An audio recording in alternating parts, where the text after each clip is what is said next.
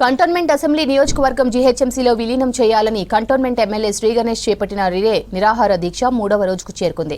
కార్ఖానా అంబేద్కర్ విగ్రహం దగ్గర ఇవాళ కంటోన్మెంట్ మహిళలతో కలిసి రిలే నిరాహార దీక్ష చేస్తున్నారు ఎమ్మెల్యే.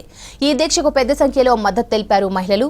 రాష్ట్ర మైనార్టీ కమిషన్ చైర్మన్ దీపక్ జాన్తో పాటు పలువురు నేతలు రిలే నిరాహార దీక్షలో పాల్గొన్నారు. కంటోన్మెంట్ అసెంబ్లీ నియోజకవర్గం కార్పొరేషన్లలో విలీనమైతే అభివృద్ధి జరుగుతుందన్నారు ఎమ్మెల్యే శ్రీ గణేష్.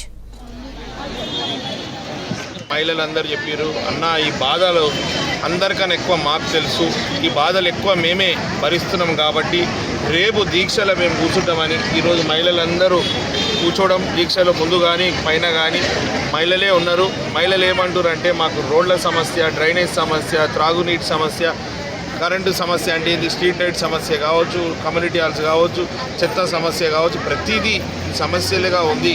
ఎన్నో సంవత్సరాల నుంచి ఈ సమస్యని మేము అంటనే ఎప్పుడు తీరుతాను ఆలోచిస్తున్నాం కానీ తీర్చలేదు. ఎవరో ఒక ఎలక్షన్లు అవుతుంది, ఎలక్షన్ల ద్వారా ఎవరో రిప్రజెంటేటివ్ ఉంటారు, వాళ్ళ ద్వారా మంచిది అవుతుంది. కార్పొరేషన్లో విలీనం అయితే డబ్బులు వస్తుంది, డెవలప్మెంట్ అవుతుంది. ఈ యొక్క బోర్డులో నిధులు లేవు, నిధులు లేని బోర్డు ద్వారా నష్టమవుతుంది. కాబట్టి ఈరోజు మహిళలందరూ మేము కూర్చుంటున్నారు. నాకు ఖచ్చితంగా నమ్మకం ఏముందంటే ఎక్కడ మహిళలు ఉంటారో అక్కడ దేవుడు ఉంటాడు.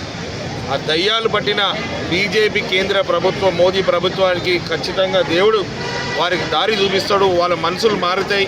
ఈ ప్రాంత ప్రజలు ఇంత ఇబ్బంది పడుతున్నారని వారు గ్రహించే రోజు వస్తుంది. ఈటెల రాజేందర్ గారు కూడా సానుకూలంగా స్పందించి వారితోటి ఖచ్చితంగా విలీనం చేస్తారని పూర్తిగా విశ్వాసం ఉంది. ఎందుకంటే మహిళలే బయటకు వచ్చిందంటే ఇక ఈ ఉద్యమం ఏ మాదిరిగా ఉందో మనం తెలుసుకోవాలి. ఎందుకంటే వారి సమస్య ఇప్పుడు ఒక ఎమ్మెల్యేగా నాకేంది ఇంకా 3 సంవత్సరాల వారికి ఎలక్షన్లు లేవు, నాకు ఎలాంటి సమస్య లేదు. వాళ్ళ సమస్యనే నా సమస్య కాబట్టి వారు గుర్తించి గ్రహించి మేమే మద్దతుకు వస్తాం, మేమే మీతో పాటు కూర్చుంటామని కూర్చురు కాబట్టి మార్పు వస్తుంది.